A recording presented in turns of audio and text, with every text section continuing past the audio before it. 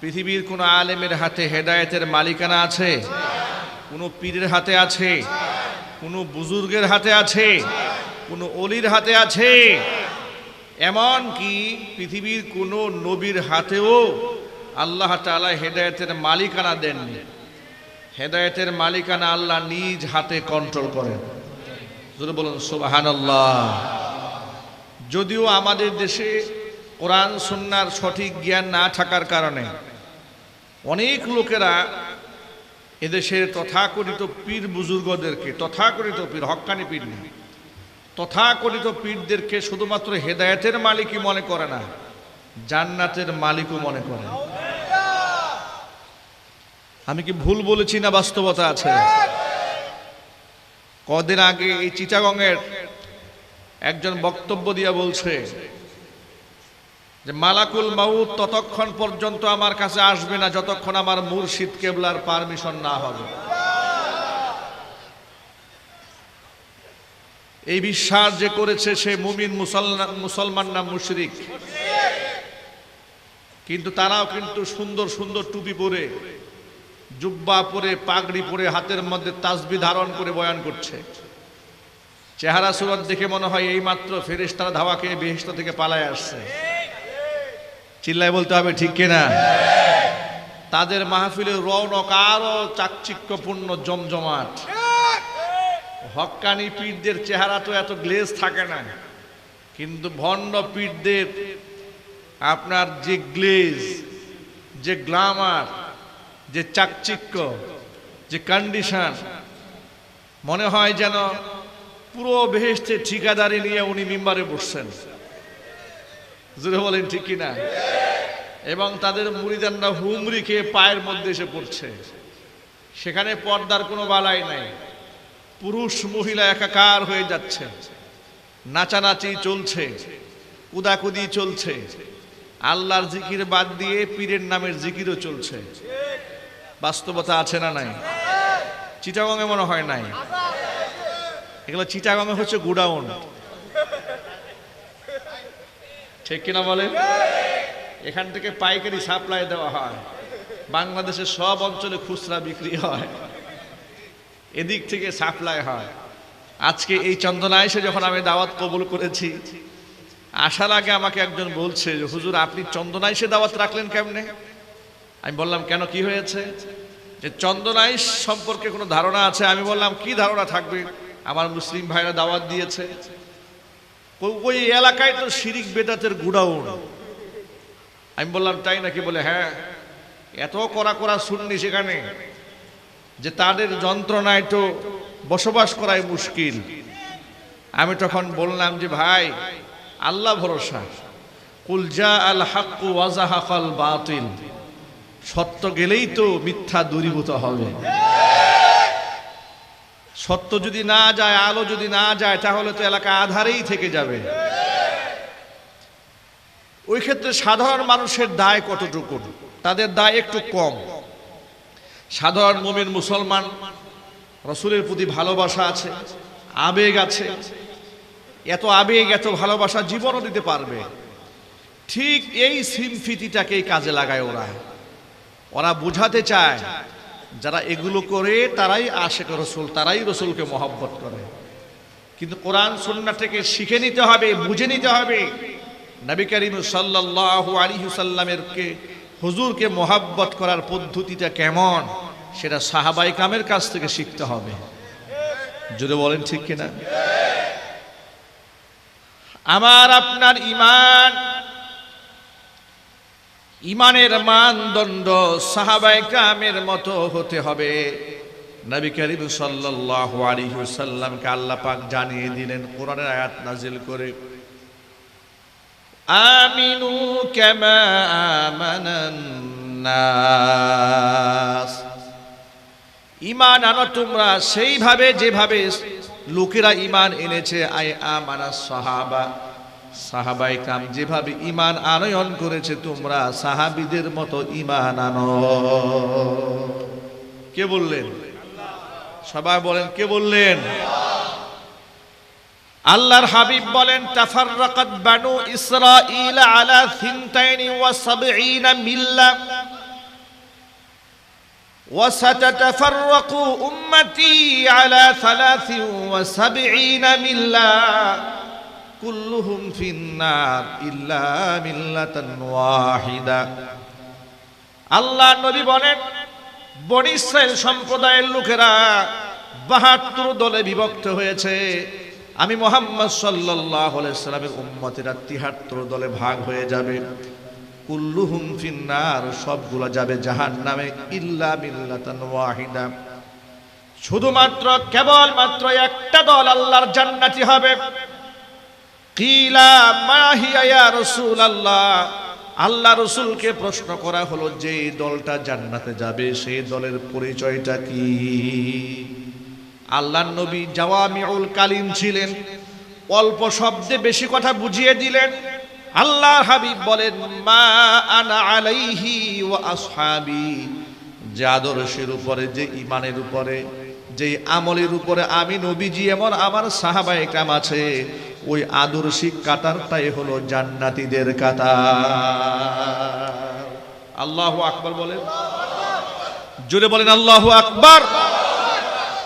আল্লাহর হাবিব সাফ জানিয়ে দিলেন, মা আনা আলাইহি ওয়া আসহাবি, যে আদর্শের উপর আমি নবীজি নিজে ছিলাম এবং আমার সাহাবীরা যে আদর্শ লালন করেছে, যে আমল করেছে, ওই আদর্শিত কাতারটাই হলো জান্নাতীদের কাতার। বাকি সবগুলা কাতার হচ্ছে জাহান্নামীদের কাতার। এবার আপনি সাহাবায়ে কেরামের দিকে একটু তাকান, তারা আল্লাহ রসুলের সুন্নাহকে কতটা মহব্বত করেছে, কতটা ভালোবেসেছে। এক নাম্বার বক্তব্য হচ্ছে, নবীজির ভালোবাসাকে আমাদের ঈমানের মানদণ্ড বানিয়ে দেওয়া হয়েছে। যার কলিজার মধ্যে হুজুরের মহব্বত নাই, তার মধ্যে ঈমান নাই। ঠিক কিনা বলেন?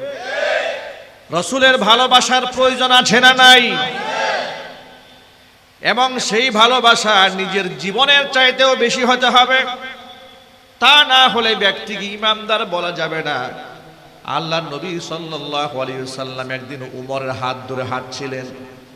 এমন সময় হযরত উমর বললেন, ইয়া রাসূলুল্লাহ, ইয়া হাবিবাল্লাহ, আপনি আমার কাছে তামাম দুনিয়ার সব কিছু চাইতে প্রিয়, তবে আমার জীবনের চাইতে প্রিয় না। নবীজি বললেন, উমর, এখনো পর্যন্ত ঈমান পরিপূর্ণ হয় নাই। পরক্ষণে উমর বললেন, নবীজি, এখন থেকে আপনি আমার কাছে আমার জীবনের চাইতেও প্রিয়। হুজুর বললেন, এখন ঈমান পূর্ণ হয়েছে। জোরে কোন আল্লাহু আকবার। আল্লাহ নবী কি জীবনের চাইতেও বেশি ভালোবাসতে হবে, এটার নাম ঈমান। হাদিস শরীফের মধ্যে রাসূল স্পষ্ট জানিয়ে দিয়েছেন, লা ইউমিনু আহাদুকুম হাত্তা আকুনা আহাব্বা ইলাইহি মিন ওয়ালিদিহি ওয়া ওয়ালাদিহি ওয়ান নাসি আজমাইন। ততক্ষণ পর্যন্ত তোমাদের কেউ ঈমানদার হতে পারবে না, যতক্ষণ না পর্যন্ত আমি তার কাছে তার পিতা, তার সন্তান, এমনকি তামাম পৃথিবীর সমস্ত মানুষের চাইতে প্রিয় না হব, ততক্ষণ পর্যন্ত তোমরা ঈমানদার হতে পারবে না। ভাইরা আমার, আজকে দেখা যাচ্ছে আমাদের কাছে রাসূলের দাড়ির চাইতে কাফের বেঈমানদের আদর্শের আর্জেন্টিনার পতাকার দাম বেশি হয়ে গেছে। জুড়ে বলতে হবে, আছে না নাই? আল্লাহর হাবিবের সুন্নাহর জামার চাইতে কাফের বেঈমানদের জার্সির দাম মুসলমানের কাছে বেশি হয়ে গেছে। মুহাম্মদ সাল্লাল্লাহু আলাইহি ওয়াসাল্লামের মুখের দাড়ির চাইতে ইহুদি খ্রিস্টানদের মুখের দাম বেশি হয়ে গেছে। যার দরুন দেখা যায় দাড়ি কামাচ্ছি, সেলুনে গিয়া প্রতিনিয়ত শেভ করছে, একটুখানি খারাপও লাগে না, কিন্তু নিজেকে দাবি করে আশিকে রাসূল। কথা বলতে হবে, ঠিক কিনা? যে নামাজ না পড়লে ঈমান থাকে না, ইসলাম থাকে না, মুসলমান দাবি করার কোনো অধিকারই থাকে না। বেনামাজি হয়েও দাবি করে সে আশিকে রাসূল। আছে না নাই? কি ফায়দা হবে, কি লাভ হবে? চায়ের দোকানে বসে বসে ঝগড়া করে, নবী নূরের তৈরি না মাটির তৈরি, হাজির নাজির না গায়েব জানে নাকি, এই হচ্ছে আলোচনার টপিকস। এটা নিয়ে চায়ের কাপের ভিতরে চা যতটুকু না গরম তার থেকে ওর মাথা আরো বেশি গরম। কিন্তু সারা জীবন নবী হাজির নাজির না গায়েব জানে কিনা তর্ক করলো, কিন্তু সূরা ফাতিহার খবর নাই। কি লাভ হবে তোমার? আদার ব্যাপারী হয়ে জাহাজের খবর নাও তুমি, ফজরের নামাজ পড়ছো তুমি, জোহর পড়েছো, আসর পড়েছো, মাগরিব পড়েছো, এশা পড়েছো, এখন তো শরীর থেকে তোমার বিড়ির দুর্গন্ধ আসতেছে। কথা বলেন ঠিক কিনা? তুমি তর্ক করছো কি নিয়ে? আদার ব্যাপারী হয়ে জাহাজের খবর নিচ্ছ। কিয়ামতের মাঠে কি তোমার প্রথম প্রশ্ন এটা হবে মুহাম্মদ সাল্লাল্লাহু আলাইহি ওয়াসাল্লাম কিসের তৈরি ছিলেন? তোমার প্রথম প্রশ্ন হবে আউয়ালু মা ইউহাসাবু বিহিল আবদু ইয়াউমাল কিয়ামাতিস সালাত। বান্দাকে প্রথম প্রশ্ন করা হবে, বান্দারে তুই নামাজ পড়েছিলি কিনা বল। এই যদি হয় তোমার প্রথম প্রশ্ন, তার জন্য তোমার প্রস্তুতি কি সেটা আগে হিসাব মিলাইয়া দেখো। এই ক্ষেত্রে সাধারণ মানুষের দায় খুব একটা নাই। কারণ হলো এই সমস্ত মানুষদেরকে নবীর মোহাব্বতের একটা দোহাই দিয়ে এই চেয়ারের মধ্যে কিছু ভণ্ড এবং প্রতারকেরা বসে মুসলমানদেরকে ভাগাভাগি করে দেয়। কাউকে ওয়াহাবি বানায় দেয়, কাউকে সুন্নি বানায় দেয়। কাকে ওয়াহাবি বানায়, কারে সুন্নি বানায়? শোনেন, যে ব্যক্তির মধ্যে নামাজ নাই, যার মধ্যে রোজা নাই, আল্লাহ পরকালের চিন্তা নাই, কিন্তু সিন্নিতে গিয়ে হাজির, এই হয়ে গেল সুন্নি। আর যেই ব্যক্তি সারা জীবন নামাজ পড়লো, রোজা রাখলো, হজ করলো, যাকাত দিল, আল্লাহর নবীর সুন্নতের বাহিরে কোনো আমল নাই, শুধুমাত্র সিন্নির দরবারে হাজির নাই, কয় এই হয়ে গেল ওয়াহাবি। কথা বলেন না ঠিক কিনা? এই ভাগাভাগি তো পাবলিক করে নাই, এখানে যারা বসেছে মিথ্যাবাদীরা করেছে। এরাই হচ্ছে কাল হাসরের মাঠে এই সমস্ত জাতি গোষ্ঠী সহ জাহান্নামের আগুনে পড়বে। আপনারা সাধারণ মানুষ বিবেক দিয়ে একটু চিন্তা করবেন, কাদের বয়ানে রসুলের সুন্নাহর প্রতি উৎসাহ প্রদান করা হয়, কাদের বয়ানে কোরআন পাওয়া যায়, হাদিস পাওয়া যায়, আর কাদের বয়ানের মধ্যে বিদ্বেষ ছড়ানো হয়, আলেমদের উপর ক্ষিপ্ত করা হয়, মুসলমানদের মধ্যে ডিবেট তৈরি করে দেওয়া হয়, বিভেদ তৈরি করা হয়। পৃথিবীর কোন আলেমের হাতে হেদায়েতের মালিকানা আছে? কোন পীরের হাতে আছে? কোন বুজুর্গের হাতে আছে? কোন অলির হাতে আছে? এমন কি পৃথিবীর কোন নবীর হাতেও আল্লাহ তাআলা হেদায়েতের মালিকানা দেননি। হেদায়েতের মালিকানা আল্লাহ নিজ হাতে কন্ট্রোল করেন।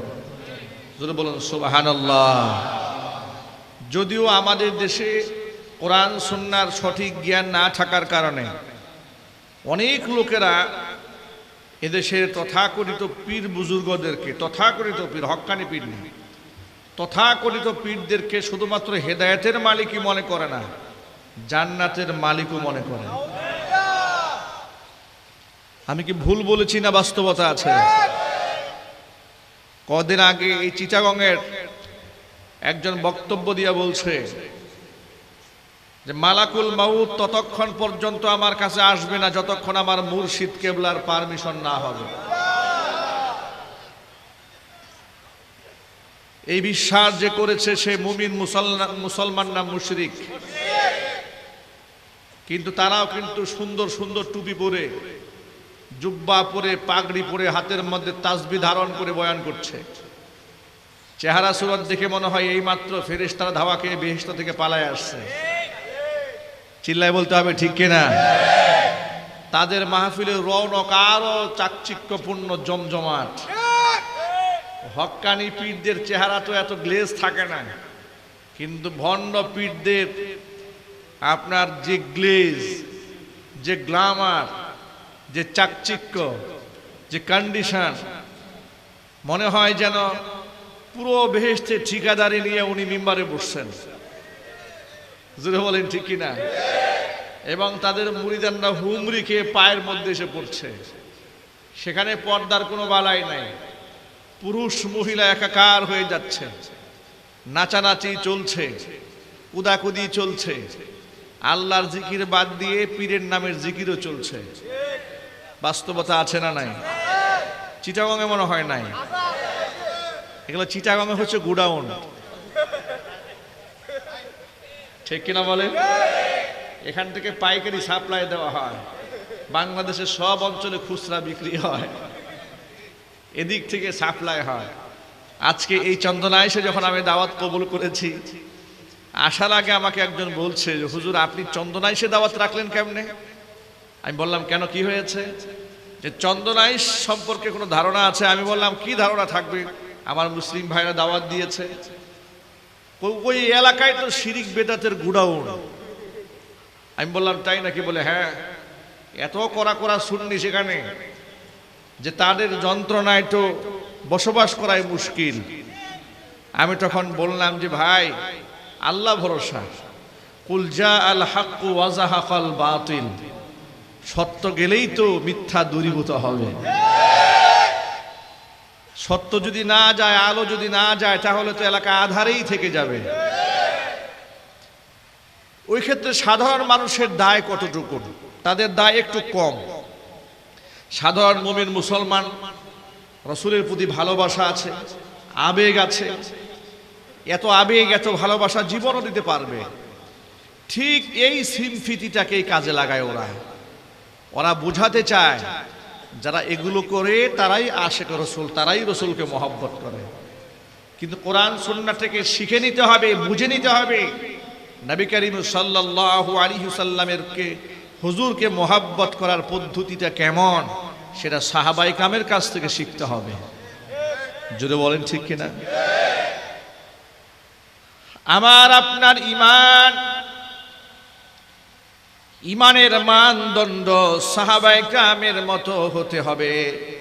নবী করিম সাল্লাল্লাহু আলাইহি ওয়াসাল্লামকে আল্লাহ পাক জানিয়ে দিলেন কোরআনের আয়াত নাজিল করে,